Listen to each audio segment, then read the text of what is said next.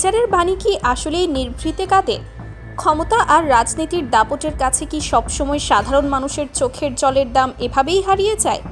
পল্লবীর রামিসার সাথে ঘটে যাওয়া সেই নির্মম ও অমানবিক ঘটনার চূড়ান্ত রায়ের ঠিক আগ মুহূর্তে এমন এক চাঞ্চল্যকর ও ভয়ঙ্কর তথ্য বেরিয়ে এসেছে যা পুরো দেশের মানুষকে একেবারে স্তব্ধ করে দিয়েছে। চারিদিকে এখন একটাই গুঞ্জন এবং প্রশ্ন, এই ঘটনার প্রধান আসামি সোহেল রানা কি তবে বিএনপির লোক? আর এই বিশাল রাজনৈতিক ক্ষমতার জোরে দলীয় পরিচয়ের অদৃশ্য ঢাল ব্যবহার করে সে কি আইনি মারপ্যাচে চিরতরে মুক্তি পেয়ে যাবে?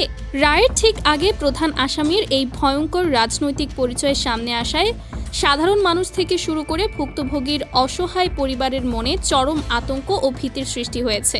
আসামি পক্ষ কি এই রাজনৈতিক ছত্রচ্ছায়াকে কাজে লাগিয়ে নিজেদের নির্দোষ প্রমাণ করার গভীর ও সুদূরপ্রসারী কোনো ছক ছিল? আজকের এই এক্সক্লুসিভ পর্বে আমরা জানাবো রায়ের আগের সেই রুদ্ধশ্বাস মুহূর্তের অজানা সব তথ্য, ক্ষমতা বনাম আইনের এক অঘোষিত স্নায়ু যুদ্ধের গল্প এবং দেশের আইনি ব্যবস্থার এক ঐতিহাসিক চমকের কথা। তাই নেপথ্যের আসল সত্য এবং পর্দার আড়ালের কাহিনী জানতে ভিডিওটি স্কিপ না করে একদম শেষ পর্যন্ত আমাদের সাথেই থাকুন। আপনারা সবাই জানেন পল্লবীর রামিসাকে কিভাবে চরম নির্মমতার শিকার হয়ে এই পৃথিবী থেকে চিরবিদায় নিতে হয়েছিল। এই হৃদয় বিদারক ঘটনাটি দেশের প্রতিটি বিবেকবান মানুষকে গভীরভাবে নাড়া দিয়ে যায়। অপরাধীদের দ্রুত ও দৃষ্টান্তমূলক বিচারের দাবিতে যখন পুরো দেশ সোচ্চার, বিচারিক প্রক্রিয়া যখন একদম শেষের দিকে, দেশের প্রতিটি মানুষ যখন অপরাধীর সর্বোচ্চ সাজার অপেক্ষায় প্রহর গুনছে, ঠিক তখনই ঘটে এক অবিশ্বাস্য ঘটনা। হঠাৎ করেই সামনে আসে প্রধান অভিযুক্ত সোহেল রানার এক সম্পূর্ণ নতুন ও ভয়ঙ্কর পরিচয়। চারদিকে দাবানলের মতো ছড়িয়ে পড়ে যে সাধারণ কোনো অপরাধী নয় এই সোহেল রানা। তার রয়েছে দেশের অন্যতম বৃহৎ রাজনৈতিক দল বিএনপির সাথে অত্যন্ত ঘনিষ্ঠ ও মজবুত সম্পৃক্ততা। তার রাজনৈতিক ব্যানার, পোস্টার এবং দলীয় পরিচয়ের এই ভয়ঙ্কর তথ্যটি প্রকাশ্যে আসার পর মুহূর্তেই পুরো ঘটনার মোড় যেন অন্যদিকে ঘুরে যেতে থাকে। ভুক্তভোগীর পরিবার থেকে শুরু করে দেশের সাধারণ মানুষের মনে নেমে আসে চরম আতঙ্ক, ক্ষোভ ও হতাশা। আমাদের দেশের অতীত ইতিহাস ঘাটলে এমন অনেক নজির দেখা যায় যেখানে এই রাজনৈতিক পরিচয়ের কারণেই বড় বড় প্রভাবশালী অপরাধীরাও আইনের ফাঁক গলে খুব সহজেই হাসতে হাসতে বেরিয়ে যায়। তাহলে কি এবারও ঠিক একই ঘটনার পুনরাবৃত্তি হতে চলেছে? সোহেল রানার এই রাজনৈতিক পরিচয়ের খবর ছড়িয়ে পড়ার পর সবার মনে একটাই প্রশ্ন উকি দিচ্ছিল, ভুক্তভোগীর অসহায় পরিবার কি সত্যিই ন্যায় বিচার পাবে, নাকি অদৃশ্য কোনো রাজনৈতিক চাপে ও পেশিশক্তির প্রভাবে চিরতরে থমকে যাবে এই বিচারিক প্রক্রিয়া? মামলার আরেক প্রধান আসামি এবং সোহেলের স্ত্রী স্বপ্না আক্তারের দিকে গভীরভাবে তাকালে এই সন্দেহ আরও ঘনীভূত হয়। স্বামী স্ত্রী মিলে যখন এই জঘন্য ঘটনাটি ঘটিয়েছিল তখন তাদের মধ্যে বিন্দুমাত্র কোনো অনুশোচনা বা অপরাধবোধ ছিল না। কিন্তু কারাগারে যাওয়ার পর স্বপ্না আক্তার হঠাৎ করেই যে কান্নার নাটক শুরু করেছিলেন, তার ছেলেকে শেষবারের মতো ফোন করার যে আবেগঘন পরিস্থিতি তৈরি করা হয়েছিল, তার পেছনেও কি এই রাজনৈতিক ক্ষমতার জোর ও ঠান্ডা মাথার কোনো পরিকল্পনা কাজ করছিল?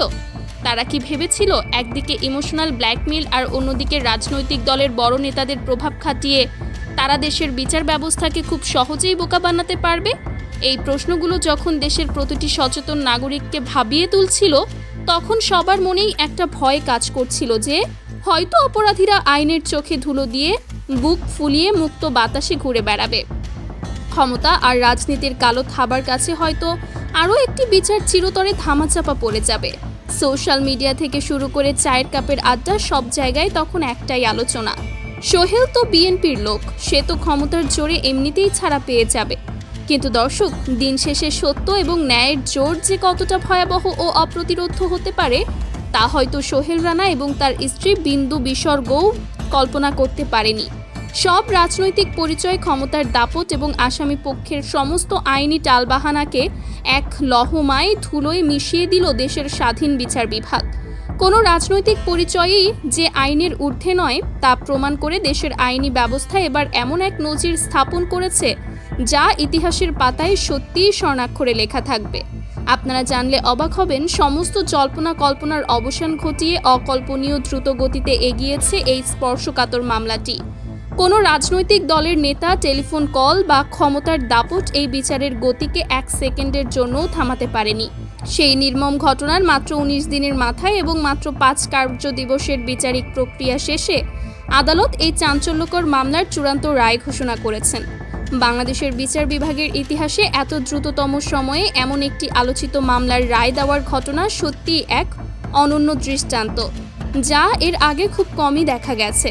এই ১৯টি দিন ছিল ভুক্তভোগীর পরিবার এবং পুরো দেশের মানুষের জন্য এক চরম স্নায়ুযুদ্ধ ও উৎকণ্ঠার সময়। অবশেষে আসে সেই বহুল প্রতীক্ষিত দিন, গত ৭ জুন। ঢাকার বিশেষ ট্রাইব্যুনালে যখন বিচারক রায় পড়া শুরু করেন, তখন পুরো আদালত কক্ষে পিনপতন নীরবতা। কে এই সোহেল রানা? তার রাজনৈতিক পরিচয় কি? এসবের কোনো তোয়াক্কা না করে আদালত কোনো বাহ্যিক চাপে কান না দিয়ে কেবল অকাট্য প্রমাণ, ফরেনসিক রিপোর্ট এবং পারিপার্শ্বিক সাক্ষ্যের ভিত্তিতে রায় প্রদান করেন। বিজ্ঞ বিচারক তার ঐতিহাসিক রায়ে প্রধান আসামি সোহেল রানা এবং অপরাধে প্রত্যক্ষভাবে সহযোগিতা করার জন্য তার স্ত্রী স্বপ্না আক্তার দুজনকেই আইনের সর্বোচ্চ সাজা প্রদান করেছেন। হ্যাঁ দর্শক, তাদের দুজনকেই সর্বোচ্চ সাজার আদেশ দেওয়া হয়েছে। অপরাধীরা হয়তো ভেবেছিল তাদের এই তথাকথিত রাজনৈতিক পরিচয় তাদের খুব সহজেই বাঁচিয়ে দেবে, কিন্তু আদালতের এই রায় আজ দেশের প্রতিটি মানুষের সামনে এটি দ্ব্যর্থহীনভাবে প্রমাণ করে দিয়েছে যে অপরাধীর কোনো দল নেই, কোনো রাজনৈতিক পরিচয় বা ক্ষমতা নেই। অপরাধ যত ভয়ঙ্কর, তার শাস্তিও ঠিক ততটাই কঠিন হবে। এই ঐতিহাসিক রায় ভুক্তভোগীর শোক সন্তপ্ত পরিবারকে কিছুটা হলেও স্বস্তি দিয়েছে। যে মানুষটিকে আর কখনোই ফিরে পাওয়া যাবে না, তার আত্মার শান্তির জন্য এই রায়টুকু অত্যন্ত জরুরি ছিল। পাশাপাশি দেশের আপামর জনসাধারণের মনে বিচার ব্যবস্থার প্রতি এক অটুট বিশ্বাস নতুন করে তৈরি করেছে এই রায়। রাজনৈতিক পরিচয়ের আড়ালে লুকিয়ে আর কোনো অপরাধী যেন পার না পায়, এই রায় তার এক জ্বলন্ত দৃষ্টান্ত হয়ে থাকবে। সুপ্রিয় দর্শক, মাত্র ১৯ দিন দেওয়া আদালতের এই যুগান্তকারী রায় এবং অপরাধীদের চূড়ান্ত পরিণতি সম্পর্কে আপনার ব্যক্তিগত মতামত কি? আপনি কি মনে করেন রাজনৈতিক পরিচয় ব্যবহার করে অপরাধীদের পার পাওয়ার দিন এবার সত্যিই শেষ? আপনার অত্যন্ত মূল্যবান মতামত আমাদের কমেন্ট বক্সে লিখে জানান। দেশ ও বিদেশের এমন সব এক্সক্লুসিভ, চাঞ্চল্যকর এবং ইনভেস্টিগেটিভ ইনসাইট স্টোরি সবার আগে পেতে আমাদের চ্যানেলটি এখনই সাবস্ক্রাইব করে রাখুন এবং পাশে থাকা বেল আইকনটি অন করে দিন। সত্য প্রচারে আমাদের সাহায্য করতে এবং সাধারণ মানুষকে সচেতন করতে ভিডিওটি বেশি বেশি শেয়ার করুন। সবাই ভালো থাকবেন, সুস্থ থাকবেন। আল্লাহ হাফেজ।